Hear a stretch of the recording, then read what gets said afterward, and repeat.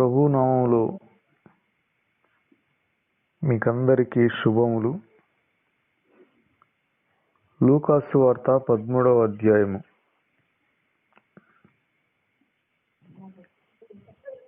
ఇరవై 22వ వచనం నుండి,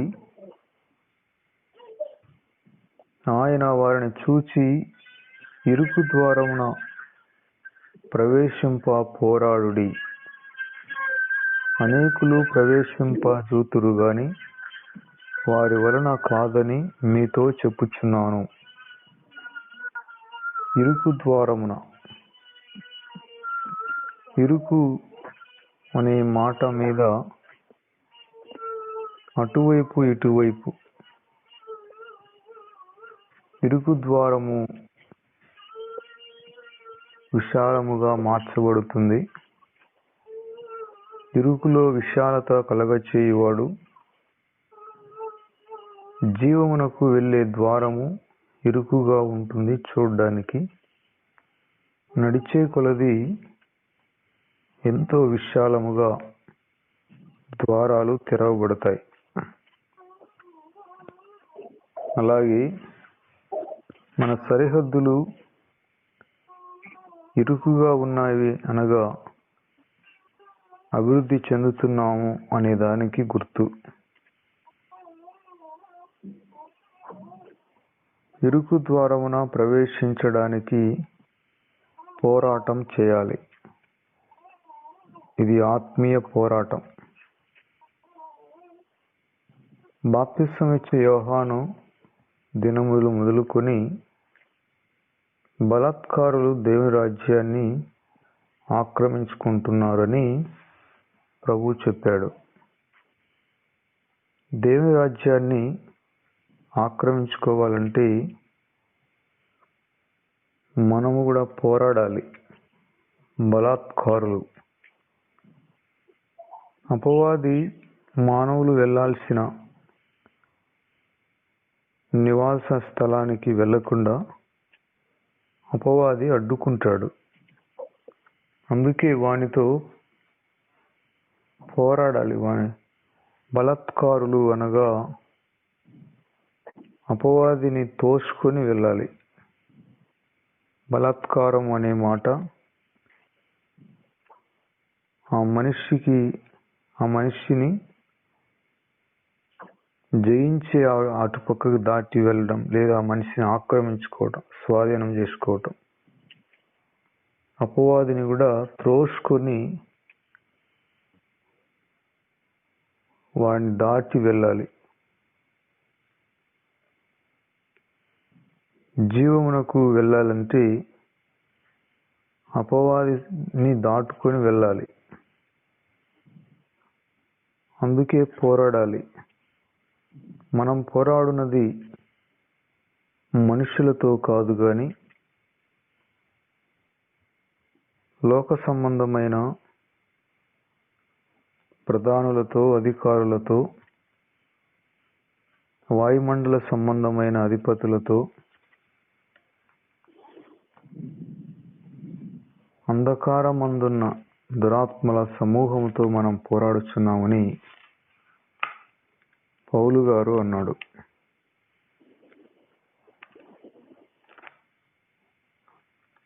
అపవాదికి సంబంధించిన గ్యాంగ్, ఉట్టి గ్యాంగ్ అది. అదంతా కూడా పౌలు గారు రాశాడు. ఎఫెసీ పత్రిక 6వ అధ్యాయము 12వ వచనంలో, ఏలయనగా మనం పోరాడునది శరీరులతో కాదు గాని ప్రధానులతోనూ, అధికారులతోనూ, ప్రస్తుత అంధకార సంబంధులకు లోకనాథులతోనూ, ఆకాశ మండలమందున్న దురాత్మల సమూహములతోనూ పోరాడుచున్నాము. ప్రభు యొక్క మహాశక్తిని బట్టి ఆయన యందు బలవంతులై ఉండుడి. మీరు అపవాది తంత్రములను ఎదిరించుటకు శక్తిమంతులగునట్లు దేవుడిచ్చు సర్వాంగ కవచమును ధరించుకొనండి.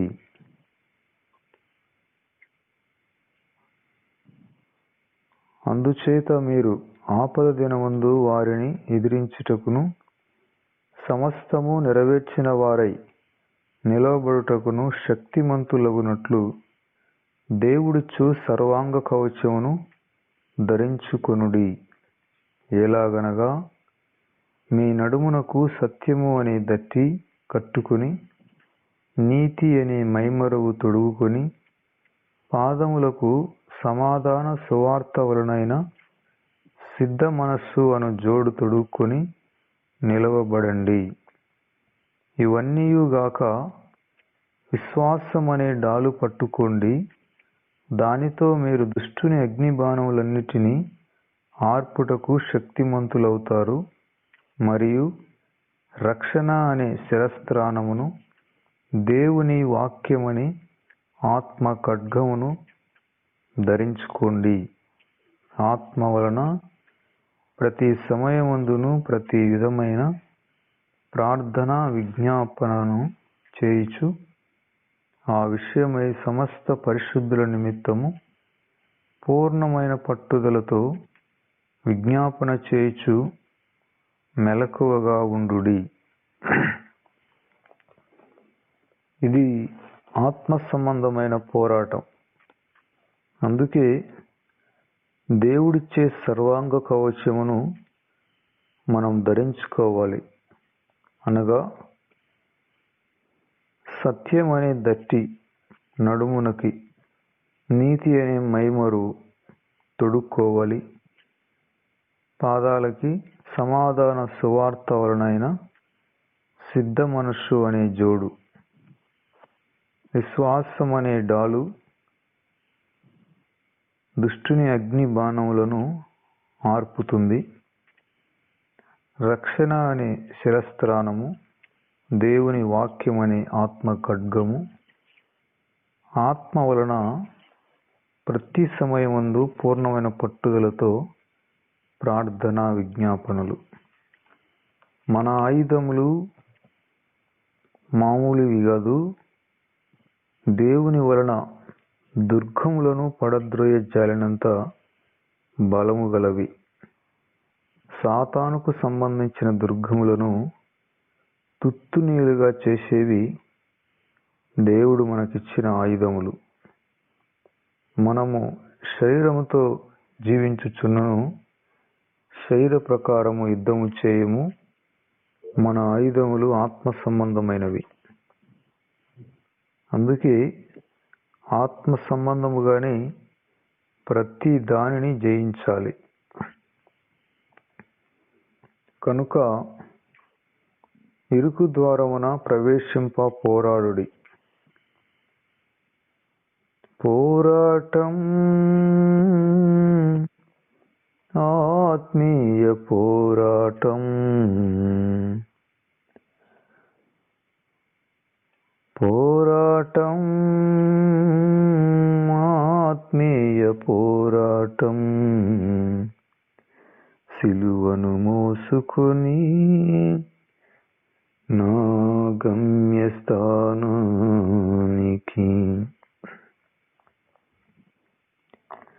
ఆత్మ సంబంధమైన పోరాటం. రాజులు మనకెవ్వరు లేరు, శూరులు మనకెవ్వరు లేరు. సైన్యములకు అధిపతి అయిన ప్రభువే మన రాజు, మన నాయకుడు.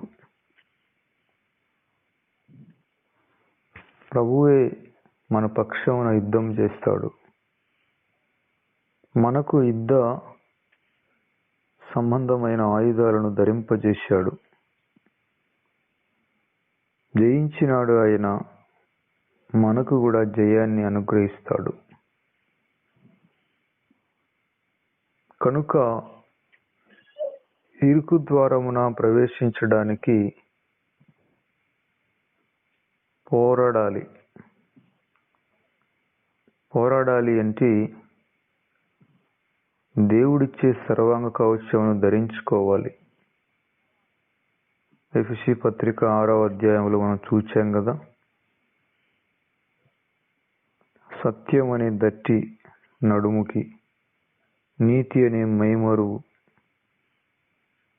విశ్వాసం అనే డాలు సమాధాన సువార్త వలనైన సిద్ధ మనస్సు అనే జోడు, దేవుని వాక్యం అనే ఆత్మ ఖడ్గం, రక్షణ అనే శిరస్త్రాణం, ఆత్మ వలన ప్రతి సమయముందు పూర్ణమైన పట్టుదలతో ప్రార్థన, విజ్ఞాపనలు. ఇవి మన ఆయుధాలు. ప్రభు వైపు మనం చూచే కొలది నీటి మీదైన నడక కొనసాగించగలం. పేతురు గారు ప్రభువును చూసుకుంటూ నీటి మీద నడిచాడు. షద్రకు, మేషాకు, అబేద్నెగోలు ప్రభు వైపు చూచారు, ప్రభువుకు సాక్షులుగా ఒప్పుకున్నారు. 7 అంతల అగ్నిగుండంలో వారు ఎటువంటి హాని పొందలేదు. జలములలో పడి వెళ్ళినా, అగ్నిలో నడిచిన జలములు ముంచివేయవు, అగ్ని జ్వాలలు కాల్చజాలవు. అగ్ని వంటి శ్రమలు, వరదల వలె శ్రమలు వచ్చినా నీకు ఏ హాని చేయవు అని ఆ సంభవాలకి అర్థం. అందుకే పోరాడాలి. పోరాటం ఆగిపోకూడదు మన ఒంటిలో ప్రాణం ఉన్నంత వరకు. పోరాడలేకపోతే మనుషులు ఆగిపోతారు. అనేక మంది దేవుని రాజ్యంలో ప్రవేశించాలనుకుంటారు కానీ వారికి పోరాటం ఇష్టం ఉండదు, పోరాడలేరు. లోక సంబంధమైన వ్యామోహాలను వదులుకోలేరు. ఎందుకంటే వారికి పూర్తిగా మారు మనస్సు లేదు గనుక. సచ్చిన వాడికి ఏమి ఆశలుంటాయి? భౌతికంగా చచ్చిన వాడికి బిర్యానీ తినాలని ఉంటుందా? లోక సంబంధమైన ఏమైనా ఆశలు ఉంటాయా? ఏమీ ఉండవు. అలాగే పాప విషయంలో చచ్చిన వారికి లోక సంబంధమైన ఏ ఆశలు వారికి ఉండవు. కేవలము ప్రభువును మహిమపరచాలని, నశించు ఆత్మల రక్షణ కొరకు జీవించాలని తపన తప్ప పాపములో చనిపోయిన వారికి ఇంకా మరి వేరే ఆశ ఉండదు. మీరు క్రీస్తుతో కూడా లేపబడిన వారైతే పైనున్న వాటిని వెదకుడి. మన కోసం ప్రభు మరణించి తిరిగి లేచినాడు. మనం పాపాల విషయంలో చనిపోతే ప్రభు పేరట బాప్తిస్వాన్ని పొంది క్రీస్తు మరణ పునరుత్థానాలకి సాదృశ్యంగా మనం లేచినట్లయితే అది పాప సంబంధమైన మృతుల నుండి లేచిన అనుభవం, బాప్తిస్వం. కాబట్టి మీరు పైనున్న వాటిని వెదకుడి. పైనున్న వాటిని మనం పైనున్న వాటిని వెదకాలి. దేవుని రాజ్యము భోజనము, పానము కాదు గాని నీతి, సమాధానము, పరిశుద్ధాత్మ యందలి ఆనందమనే ఉన్నది. పాపముల విషయంలో చనిపోని వారు దేవుని రాజ్యంలో ప్రవేశించలేరు. మాట అంటారు కానీ పై మాటే అది. కానీ లోపల వారికి ఆశ ఉండదు, తపన ఉండదు, వాంఛ ఉండదు. మారు మనసు పొందిన వారు, పాపాల విషయంలో చనిపోయిన వారు కడవరకు క్రీస్తులో నిలుస్తారు.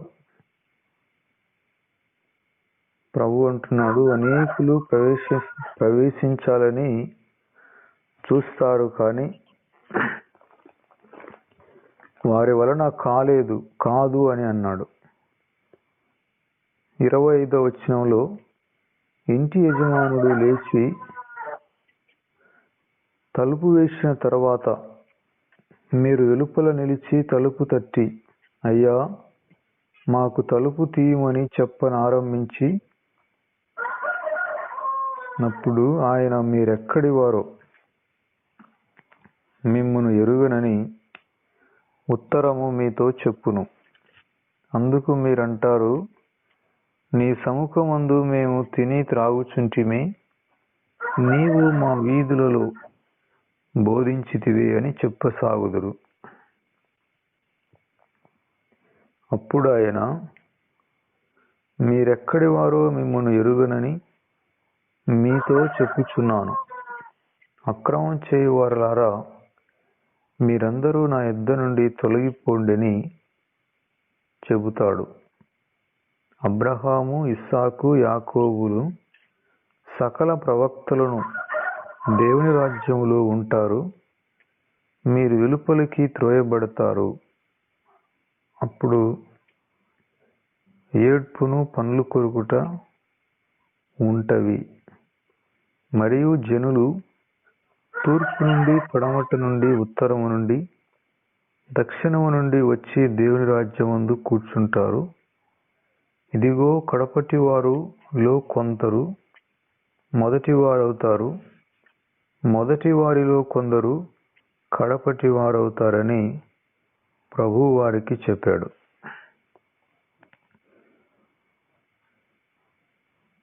వారు ప్రభువుతో సంబంధం లేకుండా, వారు ప్రభువు కోసము పోరాడకుండా, పోరాటము లేనివారు, వారికి మార్పు లేదు, పాప క్షమాపణ అనుభవం లేదు, పశ్చాత్తాపం లేదు, లోక సంబంధమైన వాటిని వారు త్యాగం చేయరు, పాపాల విషయంలో వారికి జయము లేదు గనుక పైకి మాత్రము ప్రభుతో ఉన్నట్లుగా, ఆ రోజుల్లో కూడా ప్రభు శరీరధారిగా ఉన్నప్పుడు శాస్త్రులు, పరిసయ్యులు కూడా ఆయన్ని ఇంటికి పిలిపించుకొని వాక్యాన్ని చెప్పించుకొని ఆయనకు భోజనాలు సిద్ధపరిచేవారు. కానీ వారికి మారు మనస్సు అనేది పొందుకోరు వాళ్ళు. అందుకే వాళ్ళు అంటారు, తలుపు వేయబడిన తర్వాత బయట నిలబడుకొని మా కోసం తలుపు తీయవయ్యా అంటే ప్రభు అంటాడు, మీరెక్కడి వారో మిమ్మును ఎరుగను, మీరు వెళ్ళిపోండి అని అంటాడు. అందుకు వారంటారు, అయ్యా నీ సముఖమందు మేము భోజనం చేశాం కదా, మా ఇంటిలో మా వీధిలో నువ్వు బోధించావు కదా అని అంటారు. మీరెక్కడి వారో మిమ్మల్ని ఎరుగనని మీతో చెప్పుచున్నాను.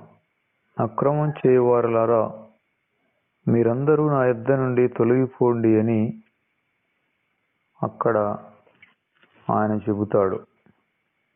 ప్రభువా ప్రభువా అని పిలిస్తే పరలోక రాజ్యము రాదు గాని ప్రభువు మాటల ప్రకారం జీవించిన వారే ఆ రాజ్యాన్ని, ప్రభు యొక్క ఆశీర్వాదాన్ని పొందుకుంటారు. హృదయములో ప్రభువును రక్షకుడిగా అంగీకరించిన వారే, ప్రభు మాటల ప్రకారం జీవించిన వారే ఆయనను ఎరిగిన వారు. తన యందు నమ్మిక ఉంచిన వారిని ఆయన ఎరుగును. ప్రభువును ఎరిగిన ప్రతి వారు చెడుతనం నుండి తొలగిపోతారు. కనుక ప్రియమైన సహోదరులారా,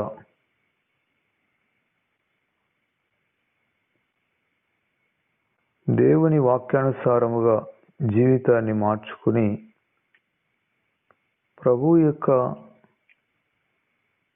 ఇష్టానుసారముగా మనం జీవించాలి. మన చిత్తము చచ్చిపోవాలి, ప్రభు చిత్తము జరగాలి. మొదటి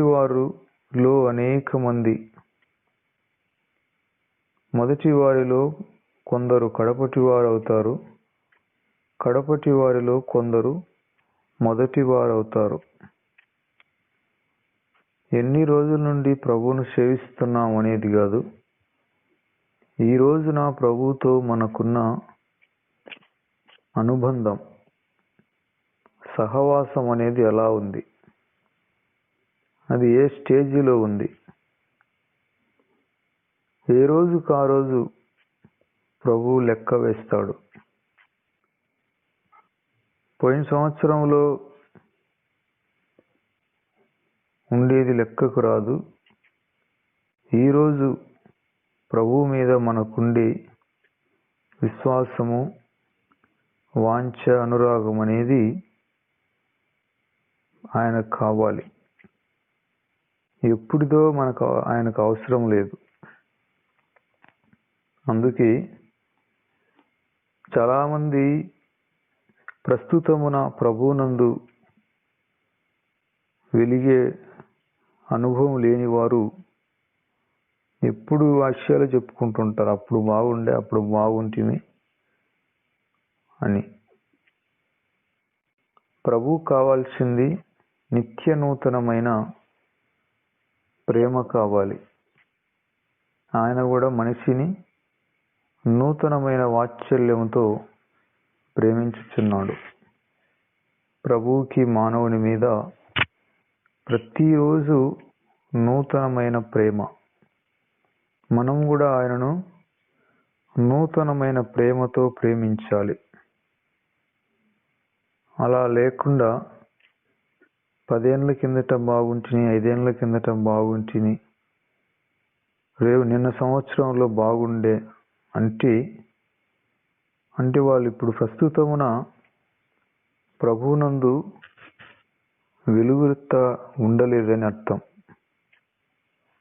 కనుక ప్రియమైన సహోదరులారా, ప్రతిరోజున మనం ప్రభువుని నూతనమైన ప్రేమతో, సమర్పణతో ప్రభువును వెంబడించాలి.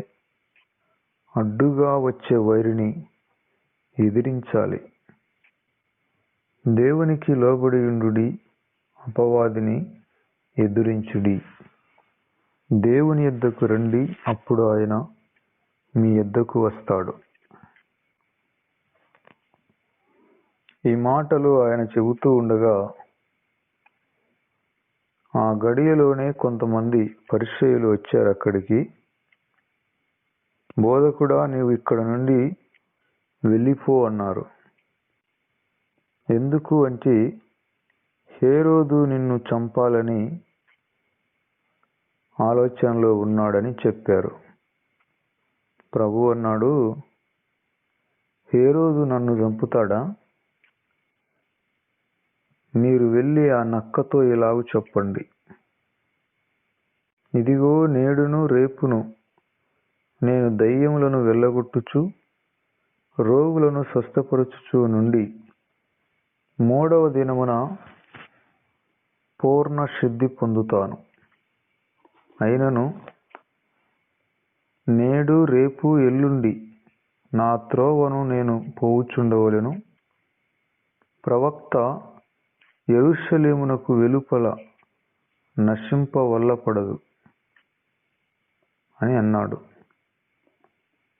హేరోదు నన్ను చంపుతాడా? మీరు వెళ్ళి ఆ నక్కతో ఇలాగ చెప్పండి, నా పని సంపూర్ణముగా చేసేంత వరకు నన్ను ఎవరు ఏమి చేయలేరు. లేఖనాలను బట్టి వ్రాయబడిన ప్రకారం నాకు జరుగుతుంది, కానీ ఎవరూ నన్ను ఏమీ చేయలేరని మీరు వెళ్ళి ఆ నక్కతో ఇలాగ చెప్పండి అన్నాడు. యేసు ప్రభు యెరూషలేము వెలుపల గవిని వెలుపట శ్రమ పొందాలి. అది లేఖనానుసారంగా వ్రాయబడిన ప్రకారం. అప్పుడు ప్రభు అన్నాడు, యెరూషలేము ఆ పట్టణాన్ని గూర్చి, యెరూషలేమా యెరూషలేమా, ప్రవక్తలను చంపుచు నీ యొద్దకు పంపబడిన వారిని రాళ్లతో కొట్టుచూ ఉండుదానా? కోడి తన పిల్లలను తన రెక్కల నీడకు చేర్చుకున్నట్లు నేను నిన్ను నా యొద్దకు చేర్చుకోవాలని పలుమార్లు నిన్ను పిలిచాను, కానీ నీవు వినలేదు. ఇదిగో మీ ఇల్లు మీకు పాడుగా విడవబడుచున్నది. ప్రభు పేరిట వచ్చువాడు స్తుతింపబడునుగాక అని మీరు చెప్పే వరకు నన్ను చూడరు అని ఆయన చెప్పాడు. ప్రభు యొక్క సన్నిధి కోడి తన పిల్లలను తన రెక్కల క్రిందకు చేర్చుకునే లాగా ఉంటుంది. రూతమ్మ యెహోవా రెక్కల నీడ క్రింద సురక్షితముగా ఉండునట్లు ఆమె వచ్చింది. నా నామమందు భయభక్తులు గలవారగు మీకు నీతిశూరుడు ఉదయిస్తాడు. అతని రెక్కల నీడలు ఆరోగ్యం ఎట్లుంటుందంటే క్రొవ్విన దూడల వలె గంతులు వేస్తారు. కనుక ప్రభువు శిలువలో చాపిన రెక్కల నీడలో మానవుడు సురక్షితముగా, క్షేమముగా, ప్రశాంతంగా జీవిస్తాడు. ఆ రెక్కల నీడకి మానవులు పరిగెత్తాలి, ఆశ్రయించాలి. ప్రభువు అందరినీ పిలుస్తున్నాడు. ఆ పిలుపును మానవుడు గైకొనాలి. ప్రయాసపడి పాపభారాన్ని మోసుకొనుచున్న సమస్త జనులారా, నా యొద్దకు రండి, నేను మీకు విశ్రాంతిని కలగజేస్తాను. తనకు లోబడనొల్లని ప్రజల వైపు దినమెల్లా ప్రభు తన చేతులు చాపి రమ్మని పిలుస్తూ ఉన్నాడు. ఆ పిలుపును మానవుడు గ్రహించి ఆయన సన్నిధికి వస్తే వారు సురక్షితముగా అపవాది నోటికి పడకుండా భద్రపరచబడతారు. ప్రభు పేరిట వచ్చిన వాడు స్తుతింపబడునుగాక అని చెప్పేంత వరకు మానవునికి క్షేమము ఉండదు. కాబట్టి యేసు ప్రభు రెక్కల నీడలో మానవునికి క్షేమమున్నది. 14వ అధ్యాయంలో లూకాసు వార్త, విశ్రాంతి దినమున ఆయన భోజనము చేయటానికి పరిసయ్యుల అధికారులలో ఒకని ఇంటికి వెళ్ళినప్పుడు ఆయన ఏమి చేస్తాడో అని ఆయనను వారు కనిపెట్టుచుండిరి. అప్పుడు జలోదర రోగము గల ఒకడు ఆయన ఎదుట ఉండెను. యేసు విశ్రాంతి దినమున స్వస్థపరచుట న్యాయమా కాదా అని ధర్మశాస్త్రోపదేశకులకును పరిసయ్యులను అడుగగా వారు ఊరకుండిరి. అప్పుడు ఆయన వారిని చేరదీసి స్వస్థపరచి పంపివేసి, మీలో ఎవని గాడిద అయినను ఎద్దైనను గుంటలో పడిన ఎడల విశ్రాంతి దినమున దానిని పైకి తీయడా అని వారిని అడిగెను. ఈ మాటలకు వారు ఉత్తరము చెప్పలేకపోయిరి. చూడండి, ఇక్కడ యేసు ప్రభువుని భోజనానికి పిలిచాడు. పిలిచిన వ్యక్తి మార్పు లేనివాడు, పశ్చాత్తాపం లేనివాడు. పరిసయ్యులలో అతను కూడా ఒక అధికారి. అతను తన ఇంటికి ప్రభువును భోజనానికి రమ్మని పిలిచాడు. యేసు ప్రభు ఎవరు పిలిచినా వెళ్తాడు. ఆయన ఎవరిని కాదనడు. పిలిచిన వారికందరికీ ఆయన హాజరవుతాడు. యేసు ప్రభుది పిలువని పేరంటము కాదు. పిలిచిన వారికెల్లా ఆయన వారింటికి వెళ్తాడు. వాళ్ళు ఎవరైనా వాళ్ళ ఇంటికి వెళ్తాడు ఆయన. ఈ పరిసయ్యుల అధికారులలో ఒక అతని ఇంటికి ఆయన వెళ్ళాడు. అక్కడికి చాలామంది వాడి గ్యాంగ్ వచ్చారు. ధర్మశాస్త్రోపదేశకులు, పరిసయ్యులు. వీళ్ళ పని ప్రభువును ఎప్పుడెప్పుడు తప్పులు పడదామా అని ఉంటుంది. ఇంకా వాళ్ళకి అదే డ్యూటీ. కానీ అటువంటి వాళ్ళ ఇంటికి కూడా ప్రభు వెళ్ళాడు. వెళ్ళి భోజనం చేస్తూ ఉంటే వాళ్ళు అనుకున్నారు, ఈయన ఇక్కడ ఏదైనా కార్యం చేస్తాడేమో చూడాలి, తప్పు పట్టాలి ఈయనను అని వారు అనుకుంటున్నారు. అయితే అక్కడ ఒక అతను జలోదర రోగం, అంటే కాళ్ళు చేతులు వాసి కడుపు ఉబ్బి, అదొక రకమైన రోగం. అది ఆ రోగము వలన ఆ మనిషికి ఎక్కడ కూడా బాగులేదు, స్వస్థత లేదు. ఎక్కడికి వెళ్ళినా కూడా బాగుపడలేదు ఆ వ్యక్తి. ఆ రోజున విశ్రాంతి దినమున అక్కడికి వచ్చాడు. విశ్రాంతి దినమున ప్రభు సమాజ మందిరంలో ఉంటాడు కదా. మరి ఇప్పుడు ఇంట్లో ఉన్నాడేంటి అంటే, అది సమయము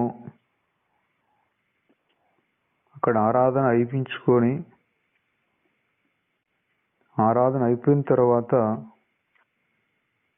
వారింటికి వెళ్ళాడు. కాబట్టి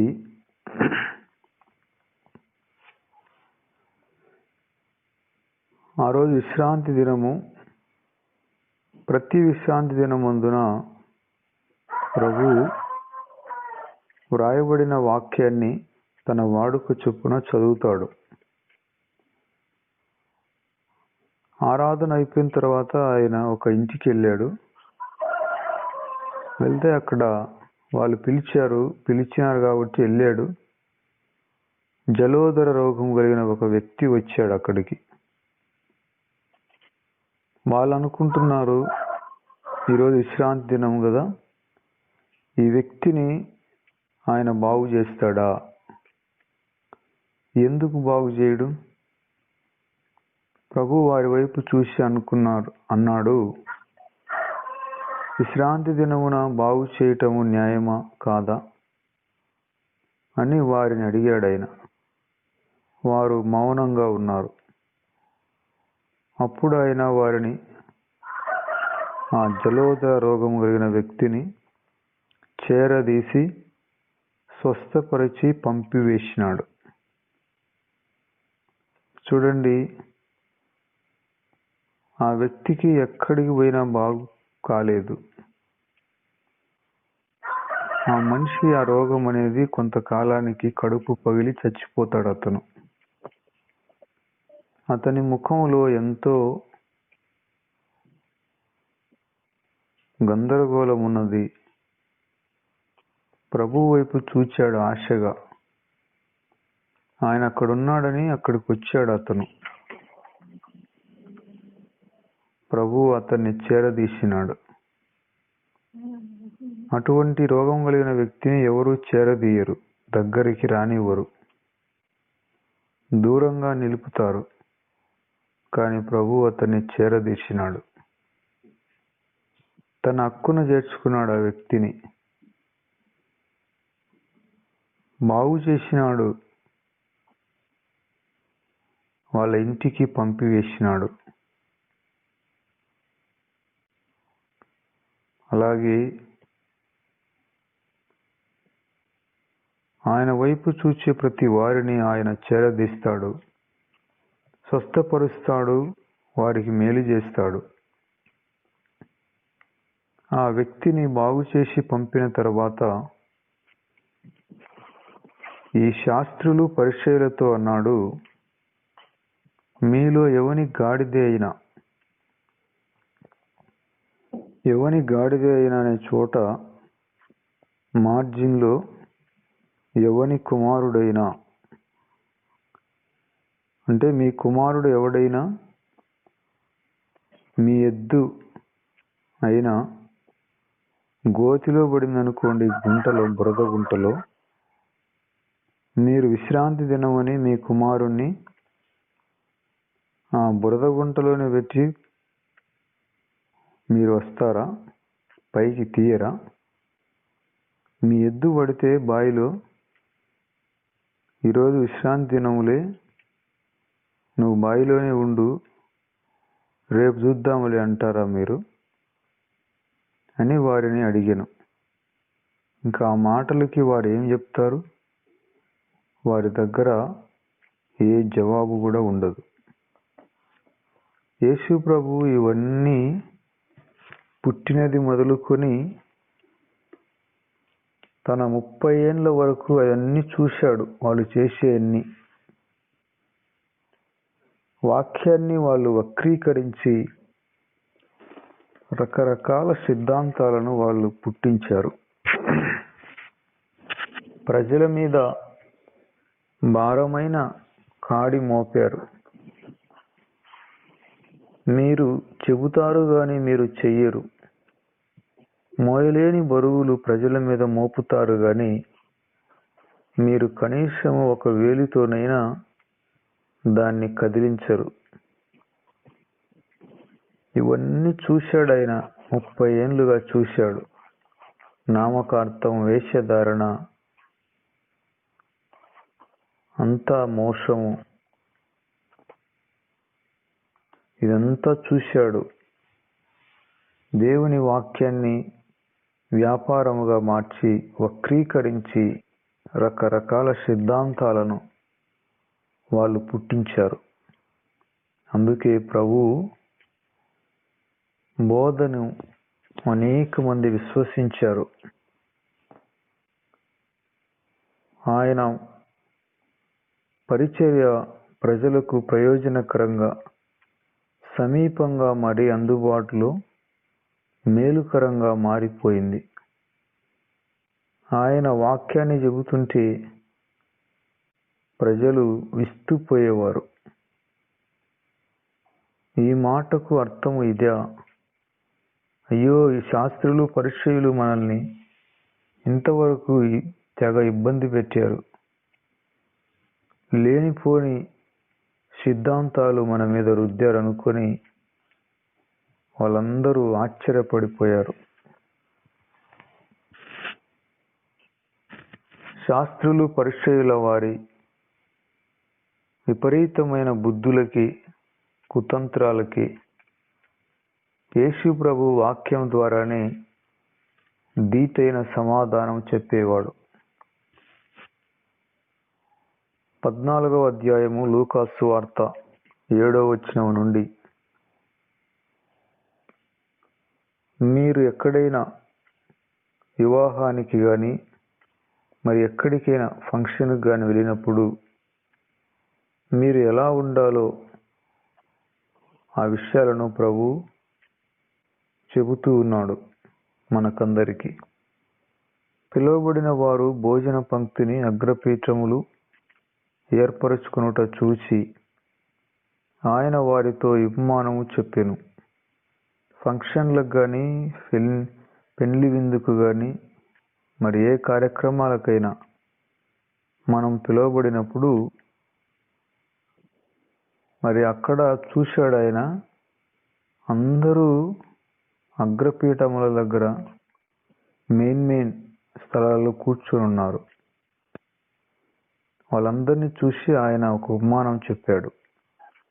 మిమ్మల్ని ఎవరైనా పిలిస్తే మీరు అగ్రపీఠముల మీద కూర్చోవద్దు. ఎందుకు అంటే, ఒకవేళ నీకంటే ఘనమైన వాడు అతని చేత పిలువబడి నిన్నును అతనిని పిలిచిన వాడు వచ్చి ఇతనికి చోటిమ్మని నీతో చెప్పును. అందరికంటే ముందు వెళ్ళి ముందు సీటులో ప్రాముఖ్యమైన స్థలములో కూర్చొని ఉంటావు. నీకంటే గనుడు అరగంట ఆలస్యం వస్తాడు, లేటుగా వస్తాడు. కార్యక్రమం ప్రారంభమయ్యే సమయానికి 2 నిమిషాల ముందు వస్తాడు. అతను నీకంటే గనుడు గనుక పిలిచినవాడు ఆ విందుకు, ఆ కార్యక్రమానికి యజమానుడు మీ దగ్గరికి వచ్చి, సహోదరుడా ఇతనికి చోటిమ్ము అంటాడు.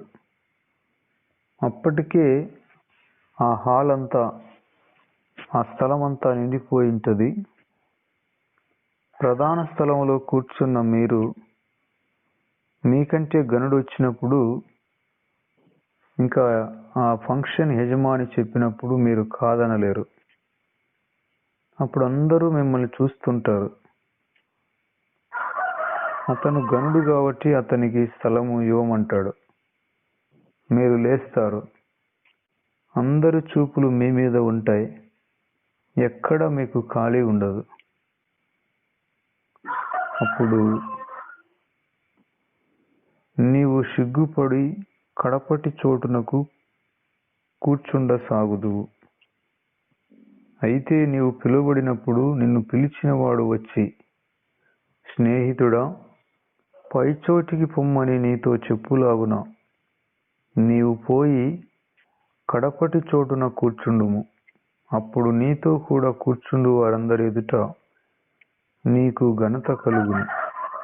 తనను తాను హెచ్చించుకునే ప్రతివాడు తగ్గింపబడును, తనను తాను తగ్గించుకునేవాడు హెచ్చింపబడునని చెప్పాను.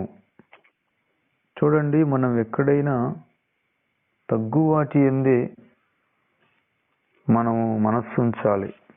అనగా ఒక ఫంక్షన్కి కానీ, ఒక ఏదైనా కార్యక్రమాలకు కానీ, మరి ఎక్కడికైనా మనం వెళ్ళినప్పుడు మనకి ఏదో ఒక చిన్న వెనకాల ఒక మూలన చాటున మరుగు స్థలం దొరికితే చాలే అని మనం అనుకోవాలి. కానీ మెయిన్ స్థలాలను కోరుకోకూడదు.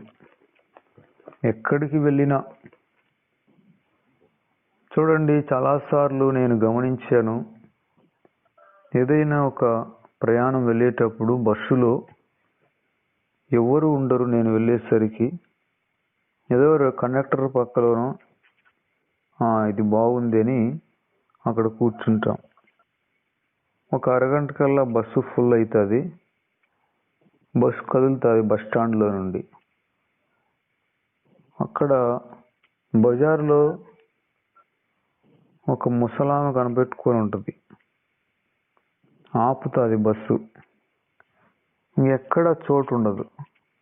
వచ్చి ఆమె నేను కూర్చున్న సీటు దగ్గర నిలుడుకొని ఉంటుంది. ఇంకేం చేయాలి? ఇంకా ఆమె ఎక్కడికి పోరు. ఇంకా ఏం చేస్తావా? ఇంక ఆమెను కూర్చోబెట్టి నిలబడుకుంటాం. ఇంకా ప్రయాణము సగం దూరం వెళ్ళేంత వరకు స్టాండింగ్లోనే వెళ్ళాలి. ఈ గొడవ లేకుండా అందరు నిలబడుకొని ఉంటే ఒక 20 మంది 10 మంది అన్నా పెద్ద నామోషిగా ఉండదు. కానీ ఒకరిద్దరు నిలబడుకొని అందరు కూర్చొని ఉంటే చూడడానికి నా ఓటి వాడికి అది సిగ్గుపోయినట్టుంటుంది. ఇంకేం చేస్తాం? అట్లా చాలా చూశాను నేను. అందుకే ఏం చేస్తానంటే, బస్సు ఖాళీగా ఉన్నా కూడా లాస్ట్ సీటుకి వెళ్ళి అక్కడ కూర్చొని మూలన కూర్చొని ఉంటాను. ఎందుకంటే అక్కడికి ఏ ముసలామ రాదు. కాబట్టి బస్సు ఖాళీగా ఉన్నా కూడా నేను ముందే వెళ్ళిన లాస్ట్ సీటు కోరుకొని ఆ కిటికీ దగ్గర అక్కడ కూర్చొని ఉంటే అక్కడికి ఏ డిస్టర్బెన్స్ ఉండదు. కనుక మనం ఎక్కడికి వెళ్ళినా కూడా కడపటి చోటున మనం కూర్చోవాలి. తెలిసిన వారి ఫంక్షన్లకు కానీ కార్యక్రమాలకు కానీ వెళ్ళినప్పుడు అప్పుడు కూడా ఎక్కడో లాస్ట్ కూర్చోవాలి. మనం వచ్చామని అందరు చూడాలని అనుకోకూడదు. నేను వచ్చినట్టు ఎవరికీ తెలియకూడదు. ఎవరు నన్ను కనిపెట్టకూడదు. మన డ్రెస్సు, మన వేషము, మన ఉంగరాలు, మన గొలుసులు, ఈమె ఎంత బంగారు ధరించింది, ఈమె మెడలో ఏమేమి ఉన్నాయి, అందరూ చూడాలనుకుంటారు. స్త్రీలకు ఆ బలహీనత ఎక్కువ. చైన్ వేసుకుంటారా, ఏదో చైన్ వేసుకుంటారు వాళ్ళు మెడలో, దాన్ని పైన కనబడేటట్టు చూస్తారు. పురుషులు కూడా చైన్ వేసుకుంటే పైన గుండి ఇప్పుతారు, అది కనబడాలంట. ఎందో మనుషులు వాళ్ళ వేషాలు, వాళ్ళ ఆలోచనలు. హెచ్చువాటి యందు మనస్సు కలిగి ఉంటారు. ప్రభు ఇవన్నీ ఎప్పుడో చెప్పినాడు. మనం మరుగై ఉండాలి, ఎక్కడో కడపటి చోటున కూర్చొని ఉండాలి. మనం వచ్చినట్లు ఎవరికీ కనబడకూడదు. అయితే ఆ పిలిచిన వ్యక్తి, యజమానుడు, ఆ ఫంక్షన్ జరిగించే అతను మనల్ని కనుక్కొని ఎలాగో, సహోదరుడా, స్నేహితుడా, ఏంటి ఇక్కడ కూర్చున్నావు చివర్లో, నువ్వు ఉండాల్సింది ఇక్కడ కాదు, రా అని అందరూ చూస్తూ ఉండగా ఎక్కడో మూలను కూర్చున్న నిన్ను తీసుకొని ప్రధానమైన స్టేజ్ మీద కూర్చోబెడతాడు. అప్పుడు అందరూ అనుకుంటారు, ఈ మనిషి ఎవరు, ఇతన్ని ఎందుకు స్టేజ్ మీద కూర్చోబెట్టాడు అంటే ఇతను ఎవరో విలువైన వాడు అని ప్రజలు గమనిస్తారు. అలా ఉండాలి కానీ ముందుగానే వెళ్ళి స్టేజ్ మీద కనబడేటట్టు కూర్చోకూడదు. ప్రియమైన సహోదరులారా, హెచ్చువాటి యందు మనసు పెట్టుకోకుండా తగ్గువాటి యందు మనసు పెట్టుకోవాలి. సమాజము కూడినప్పుడు, ప్రజలు కూడినప్పుడు, సమూహముగా ఉన్నప్పుడు మనం తగ్గించుకోవాలి, చిన్న వాటినే కోరుకోవాలి. మందిరములో కూడా మరి నేను కాజీపేటకు వెళ్ళినప్పుడు, కిష్టప్రాయ ఉన్నప్పుడు ఆయన నన్ను కనుక్కోకూడదు, నన్ను పిలవకూడదు, నేను ఆయన కళ్ళల్లో పడకూడదు అని వెనకాల లావుగా ఎత్తుగా ఉండే వాళ్ళ దగ్గర వెనకాల కూర్చుంటాను. ఎందుకంటే ఆయన వాక్యము అప్పుడు కూర్చొని చెబుతాడు. నిలబడుకొని చెప్పడం లేదు, కూర్చొని చెబుతూ ఉంటాడు. లావుగా ఉండే మనిషి వెనకాల కూర్చుంటే ఆయన కనబడదు అనేసి నేను ఆయన వెనకాల కూర్చుంటాను. లావుట ఆయన వెనకాల తలకాయ దించుకొని ఉంటాను. నన్ను చూడకోకుండా అటు ఇటు కనిపెడతా ఉంటాను. ఎట్లా కనుక్కుంటాడు. అంతా ప్రార్థన ఇంకా అయిపోయి, పాటలు అయిపోయి, వాక్యం చెప్పేటప్పుడు పేరు పెట్టి పిలుస్తాడు. నేను ప్రార్థన చేసుకుంటాను, ప్రభువా ఆయన నన్ను చూడకూడదయ్యా, నన్ను పిలవకూడదయ్యా, నా మానంగా నన్ను ఉండనివ్వండి అని అనుకుంటాను నేను. కానీ ఆయన ఎలా చూస్తాడు. వాక్యం చెప్పేటప్పుడు నన్ను పిలుస్తాడు. ఇక్కడికి రా నాయన, ఇక్కడ కూర్చో అంటాడు. ప్రజలందరూ నా వైపు చూస్తారు. అందువలన నేను ఎవరికి నా పేరు పలానా, నాది పలానా ఊరని చెప్పుకోకుండానే మరి ఈ మందిరాలలో, చుట్టుపక్కల ఈ 10 సంఘాలలో అనేక మందికి నా పేరు అలా తెలిసిపోయింది. నేను వాళ్ళని కనుక్కోలేకపోయినా నాకు వాళ్ళు వందనాలంటారు. నా పేరు వాళ్ళకి తెలుసు. ఎందుకంటే అందరూ కూర్చొని ఉండగా నా పేరును ఆయన పిలిచి నేనెవరో, నేనేం చేస్తున్నానో చెబుతాడు. ఆ రకంగా ప్రజలకు, ఆరాధనకు, ప్రార్థనలకు వచ్చేవారికి పేరు తెలిసిపోయింది. నేను చెప్పుకోకపోయినా తగ్గించుకునే వారిని ప్రభువు హెచ్చిస్తాడనేది ఇది. కనుక ప్రియమైన సహోదరులారా, మనకు మనముగా నేను ఇక్కడ ఉండాలి అని అనుకోకూడదు. ప్రజలు మనల్ని ఎవరినైనా గణపరచాలి. ప్రజలే నిర్ణయిస్తారు. ప్రజలే అధికారిని నియమిస్తారు, కోరుకుంటారు. ప్రజల చేత ఎన్నిక చేయబడిన వారు దేవుని నియామకంలో ఉన్నారు.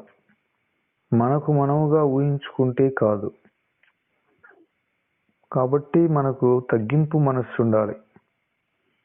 ఒకవేళ ఆ ఫంక్షన్లో మనల్ని ఏదైనా ఒక చిన్న పని, ఇస్తరాకులు ఎత్తేయమన్నా కూడా మనం బాధపడకూడదు.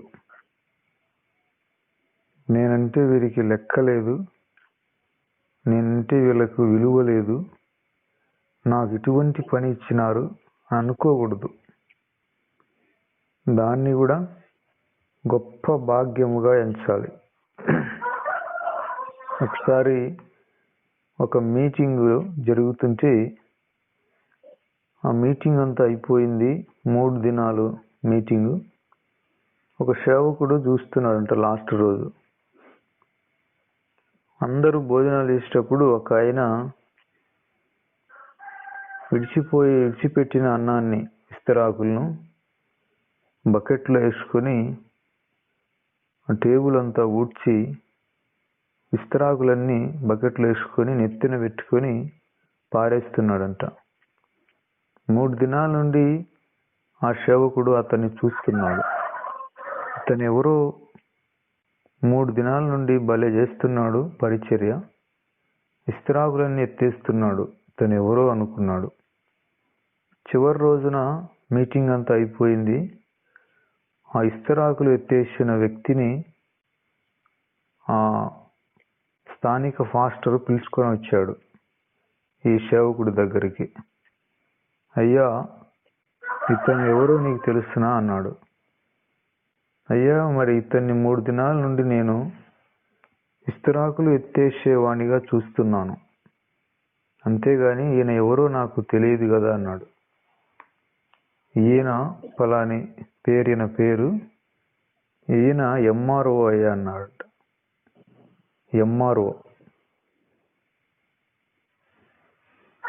ఎంఆర్ఓ అయి ఉండి ఇక్కడ విస్తరులు ఎత్తేసే పని సంతోషంగా చేస్తున్నాడంటే ఈయన ఎంత తగ్గింపో, ఈయనకు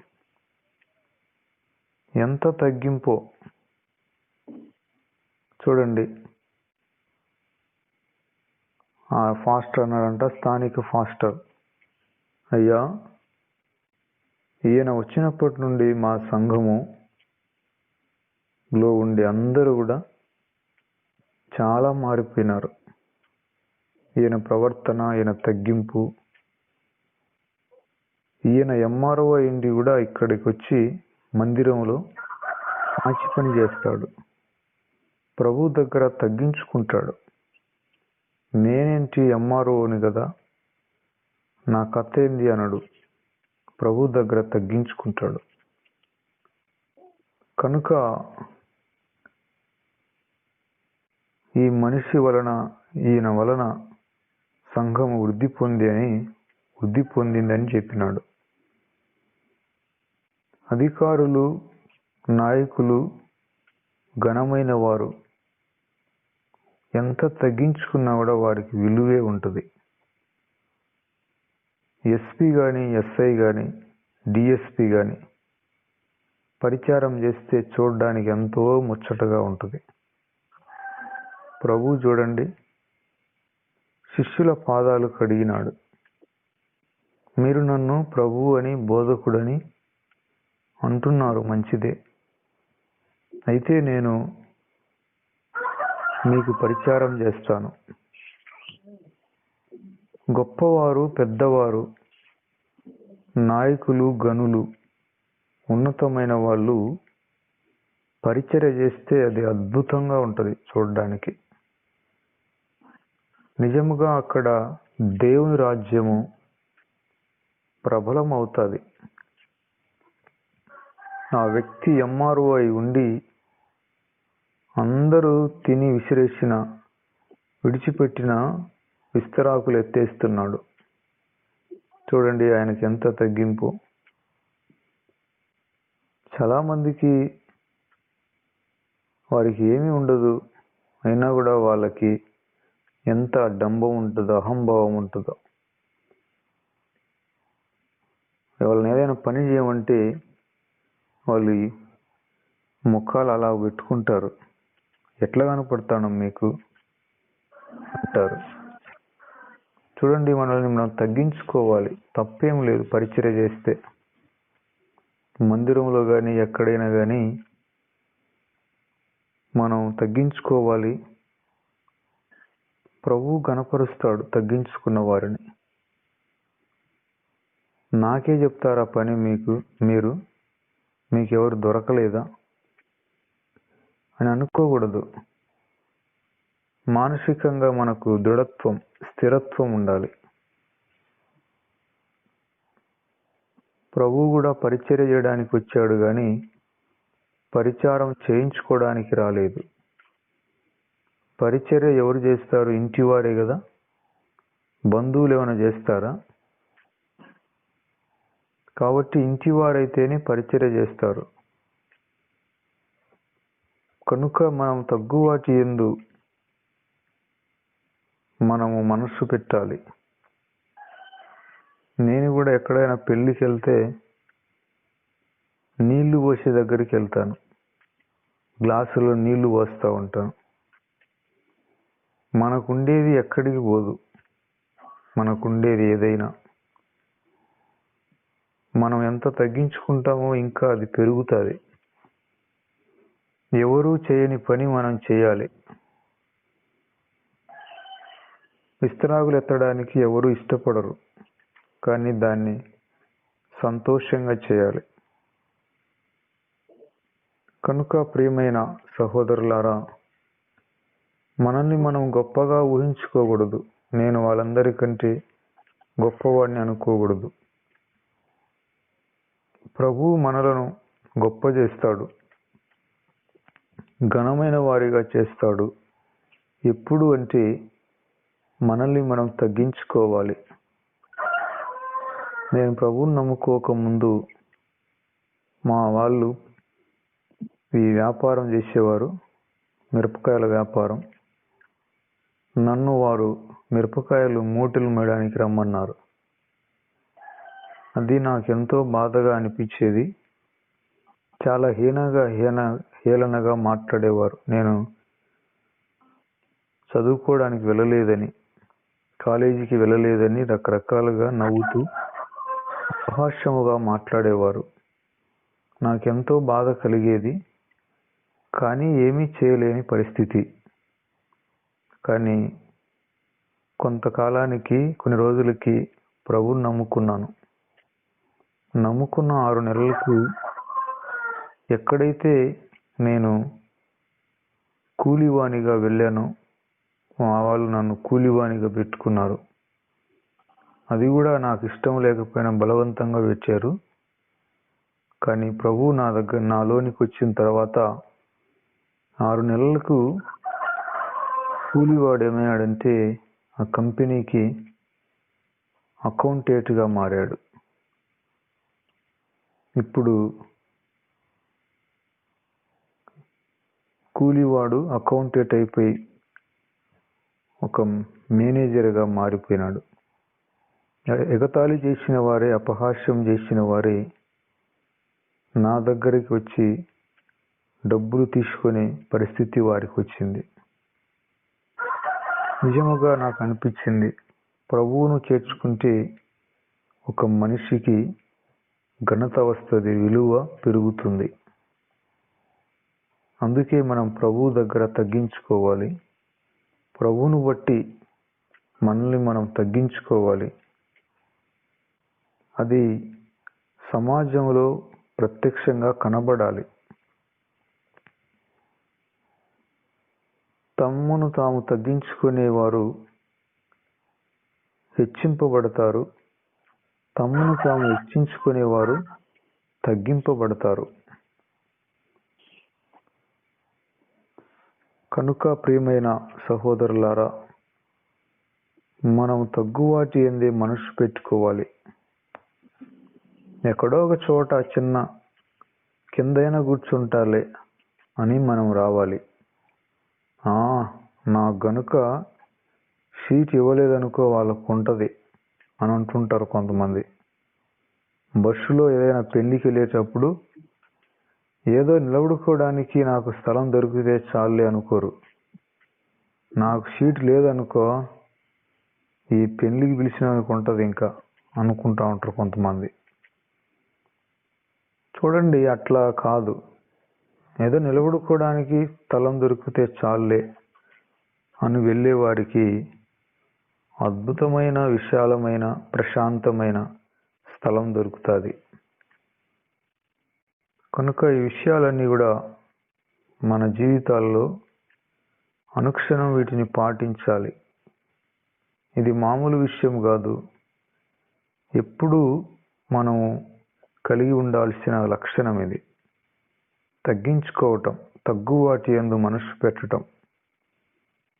ప్రభు ఈ మాటలను దీవించునుగాక. చూడండి.